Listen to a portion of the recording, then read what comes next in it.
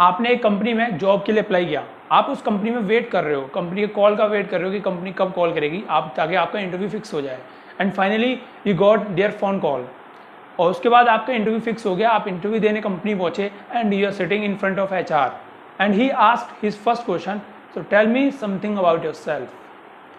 You don't know what to do and you don't know what to say and you panic. After that your answer is my name is Deepak Yadav and I belong from Dwarka, Delhi and I am a graduate and I am a good boy. Thank you. Thank you बोल दिया, इसका मतलब ये है कि आपका introduction पूरा हो गया। क्या आपके साथ भी ऐसा ही होता है? अगर ऐसा ही है तो इस वीडियो को पूरा देखो, मैं आपको बताऊंगा कि इंट्रोडक्शन में क्या क्या ज़रूरी होता है और कैसे आप अपना इंट्रोडक्शन बेस्ट कर सकते हो।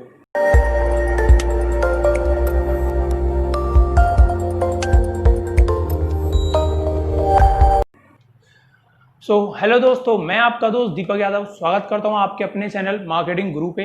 जैसा मैंने अभी आपको बताया कि आप इंटरव्यू देने जा रहे हो, आपका जो इंट्रोडक्शन है वो आपका अच्छा नहीं होता है, ठीक है। तो दोस्तों आपको पता होगा कि इंटरव्यू में कुछ क्वेश्चन ऐसे होते हैं जो कॉमन क्वेश्चन होते हैं। उन्हीं में से एक क्वेश्चन है tell me something about yourself, या अगर इंटरव्यूअर को आपका नाम पता है सो वो बोलेगा Deepak tell me something about yourself. आपको नहीं पता आपको क्या आंसर देना है। साथ में मैं आपको एक चीज़ बता देता हूँ, जब आप इंट्रोडक्शन देते हो, एक अकेला इंट्रोडक्शन ही एक ऐसा पार्ट होता है जो आपके 70% चांसेस बनाता है हायर होने के लिए। किसी भी कंपनी में इंट्रोडक्शन बहुत ज़्यादा अहमियत रखता है। सबसे ज़्यादा इंपॉर्टेंट क्वेश्चन यही है कि tell me something about yourself. अगर आपको इसका आंसर क्लियरली पता है तो आप बहुत बढ़िया, नहीं पता तो फिर आप टेंशन मतलब मैं सॉल्यूशन लाया हूँ, हर चीज़ आपको मैं इस वीडियो में बताऊँगा, तो इंतजार करो, वीडियो पूरा देखना। तो पहला पॉइंट है, first point is why introduction. दिमाग में कभी कभी आपके जहन में क्वेश्चन आता होगा कि व्हाई इंट्रोडक्शन, इंटरव्यू में से ये क्वेश्चन क्यों पूछ रहा है? क्या उसको आपके साथ कोई रिलेशन रखना है? नहीं ना। या फिर वो आपको कहीं ट्रेन में मिला था जहाँ पे आपकी दोस्ती होगी उससे, इसलिए वो पूछ रहा है? नहीं ना। या फिर आपकी गर्लफ्रेंड का दोस्त है या फिर गर्लफ्रेंड का कोई भाई है? ऐसा कुछ नहीं है ना।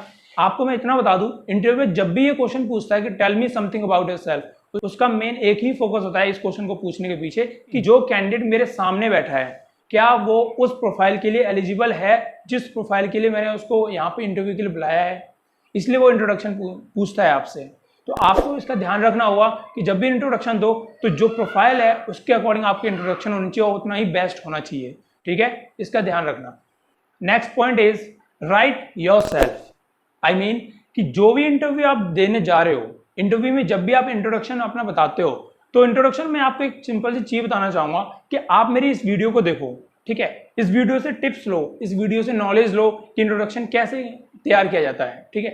लेकिन जो इंट्रोडक्शन तैयार करोगे वो आप अपनी तरफ से खुद करो, आप अपना इंट्रोडक्शन खुद लिखो। मेरी वीडियो देखिए, tips low, hint low, but किसी दूसरे से नहीं लिखवाओ। क्योंकि रीजन ये है कि जब भी आप इंट्रोडक्शन लिखते हो तो आपके ध्यान में एक ही चीज होनी चाहिए कि आपके बारे में सबसे ज्यादा कोई जानता है वो आप खुद हैं।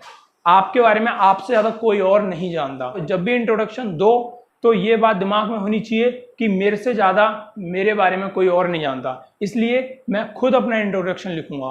रीजन ये भी है क्योंकि जब आप इंट्रोडक्शन दोगे इंटरव्यूअर के सामने, तो अगर आपको पता हुआ कि आपने क्या लिखा है तो आप उतना ही अच्छे से बोल सकते हो इंटरव्यूअर के सामने, ठीक है। Next point is start with name और नॉट। कहने का मतलब है कि आप जब अपना इंट्रोडक्शन दो तो आप अपना इंट्रोडक्शन नाम के साथ स्टार्ट करेंगे या फिर विदाउट नेम, राइट। क्वेश्चन होता है आपके जहन में, ये बात आती है कि जब भी मैं अपना इंट्रोडक्शन दूं तो मुझे अपना इंट्रोडक्शन नाम के साथ स्टार्ट करना है या नहीं। इंटरव्यूअर के क्वेश्चन पे डिपेंड होता है कि आपको अपना इंट्रोडक्शन कैसे स्टार्ट करना है, ठीक है। मेरी नॉलेज के अकॉर्डिंग तो आपको इंट्रोडक्शन अपने नाम से ही स्टार्ट करना चाहिए, ठीक है। अब वो कैसे स्टार्ट होगा वो मैं आपको बताता हूँ। अगर इंटरव्यूअर का क्वेश्चन आता है कि tell me something about yourself, तो आपका आंसर होना चाहिए कि okay my name is Deepak Yadav, ठीक है। यहीं से आपका स्टार्टअप होता है। अगर इंटरव्यूअर को आपका नाम पता है और वो आपके नाम से क्वेश्चन पूछता है, just like Deepak tell me something about yourself, तो यहाँ पे क्या करना है, आपको अपना नाम बताने से पहले एक एक्स्ट्रा लाइन जोड़ देनी है स्टार्टिंग में। लाइन ये है कि as you know my name is Deepak. इस तरीके से स्टार्टअप आप अपने इंट्रोडक्शन का कर सकते हो, ठीक है। इस चीज का ध्यान रखो, जब भी इंट्रोडक्शन स्टार्ट करो तो इंटरव्यूअर के क्वेश्चन के ऊपर डिपेंड करता है कि आपको अपना इंट्रोडक्शन नाम के साथ स्टार्ट करना है या नहीं, ओके। आप ऐसे स्टार्ट कर सकते हो। Next point is qualification. जी हाँ, क्वालिफिकेशन एक ऐसा पॉइंट है कि हमें जब भी इंट्रोडक्शन देते हैं तो हमें ये पता होना चाहिए कि जो क्वालिफिकेशन हम बताने वाले हैं वो किस तरीके से बताएं और क्या बताएं। पता है क्या होता है कि हमें ये नहीं पता होता कि हमें क्वालिफिकेशन में क्या क्या बताना है। जो शब्द हम समझाऊंगा समझना इसको। देखो, जब भी आप क्वालिफिकेशन बताने जाते हो तो वो क्वालिफिकेशन पहले बताओ जो रिसेंटली आपने कंप्लीट की है। लाइक सबसे पहले आपने 10th की, फिर 12th की, फिर ग्रेजुएशन, सबसे लास्ट में ग्रेजुएशन, रिसेंटली आपने ग्रेजुएशन कंप्लीट की, राइट। तो आप जब भी इंटरव्यू को बताओ तो आप इस तरीके से बताओ कि I have completed my graduation in 2020 from Delhi University. Before that, I have completed my 12th from this school and I have completed my 10th from this school in this year. Right? आपको ये बताना है। अगर आपके पास extra qualification है, जैसे suppose basic computer का आपने कोर्स कर रखा है, आप इस तरीके से बता सकते हो कि I have completed my 6 month computer basic course from XYZ, जहां से भी आपने कंप्लीट किया हो, आप ऐसे बता सकते हो। अब बात ये आती है कि जब भी हम इंट्रोडक्शन में अपनी क्वालिफिकेशंस बताएं तो कौन सी चीज़ें हमें नहीं बतानी चाहिए। अब मैं आपको बताता हूं, जिस प्रोफाइल के लिए आप जा रहे हो उस प्रोफाइल से रिलेटेड कोई एक्स्ट्रा क्वालिफिकेशन है तो आप उसको बताओ, अगर नहीं है तो मत बताओ। अगर आपने कोई एक्स्ट्रा क्वालिफिकेशन कर रखी है बट वो आपकी प्रोफाइल से मैच नहीं करती तो आप उस क्वालिफिकेशन को मत बताओ। लाइक जैसे सपोज आपने रिटेल का कोर्स कर रखा है पूरा, ठीक है, आप किसी कंपनी में गए हो, वहां पे सेल्स की प्रोफाइल है तो आप इसको ऐड कर सकते हो, ठीक है। अगर रिटेल का कोर्स नहीं किया, आपने कुछ और किया है जो सेल्स से नहीं मिलता तो आपको वो नहीं बताना है, ठीक है। Next point is experience. अब बात यह आती है, जब भी आप कंपनी में इंटरव्यू देने जाओ, इंटरव्यू देते टाइम आपको एक चीज ध्यान रखनी होगी कि आप जो अपना एक्सपीरियंस बताने वाले हो, अगर आपके पास एक्सपीरियंस है, वेरी गुड, एक्सीलेंट, आपको एक्सपीरियंस बताना चाहिए। इंट्रोडक्शन लिखते टाइम आपको यह ध्यान रखना है कि जो एक्सपीरियंस आपके पास है, क्या वो एक्सपीरियंस उस प्रोफाइल से रिलेटेड है, तो मैं लिखता हूं, ठीक है। तो मैं इंटरव्यू को बताऊंगा कि मेरे पास सेल्स का एक्सपीरियंस है और मैं सेल्स की प्रोफाइल के लिए जा रहा हूं तो मैं सेल्स का एक्सपीरियंस पक्का बताऊंगा, ठीक है। अब बात आती है कि हमें वो एक्सपीरियंस बताना चाहिए या नहीं। रीजन ये है, दो रीजन होते हैं जिनकी वजह से हम अपने एक्सपीरियंस को नहीं बताते हैं। पहला रीजन, किसी भी प्रोफाइल में जा रहे हैं, अगर उस प्रोफाइल से रिलेटेड हमारे पास एक्सपीरियंस नहीं है, दूसरे डिफरेंट प्रोफाइल का एक्सपीरियंस है, तो हम उस एक्सपीरियंस को नहीं बताते, ठीक है। दूसरी चीज ये है, आपके पास क्या है, जो एक्सपीरियंस है वो उस प्रोफाइल से रिलेटेड है, बट प्रॉब्लम ये है कि उस एक्सपीरियंस के आपके पास डॉक्यूमेंट्स नहीं है, तो आप अपने उस एक्सपीरियंस को मत बताओ। रीजन बहुत सारे हैं यार, क्योंकि कहीं ना कहीं अगर आपने डॉक्यूमेंट्स नहीं लिए कंपनी से, कहीं ना कहीं आपकी नेगेटिविटी होगी उस कंपनी में, जिससे आपकी प्रोफाइल बिगड़ सकती है, आपकी प्रोफाइल बेकार हो सकती है, ठीक है। इसलिए आपको वो अपना एक्सपीरियंस नहीं बताना है जिस एक्सपीरियंस के आपके पास डॉक्यूमेंट्स नहीं है, ठीक है। Next point is hobbies. Hobbies एक ऐसा पॉइंट होता है जिसमें आपको आपके बारे में पता चलता है कि आप खाली टाइम को कितना अच्छा यूज करते हो और कितना बेकार यूज करते हो, ठीक है। जब भी आप हॉबीज बताओ इंट्रोडक्शन में, या फिर आप जब अपना इंट्रोडक्शन लिखते हो, उस टाइम आपको ये ध्यान रखना चाहिए जो हॉबीज आप बताने वाले हो, जो हॉबीज आप लिख रहे हो, ठीक है, वो हॉबीज क्या है और उनसे रिलेटेड इंटरव्यू कौन कौन से क्वेश्चन पूछ सकता है जिसका आप अच्छे से आंसर दे सकते हो। ध्यान रखना, हॉबीज सिर्फ वही बताना जिसके आप अच्छे से आंसर दे सको इंटरव्यूअर को, उसके क्वेश्चंस पे, ठीक है। Next point is about family.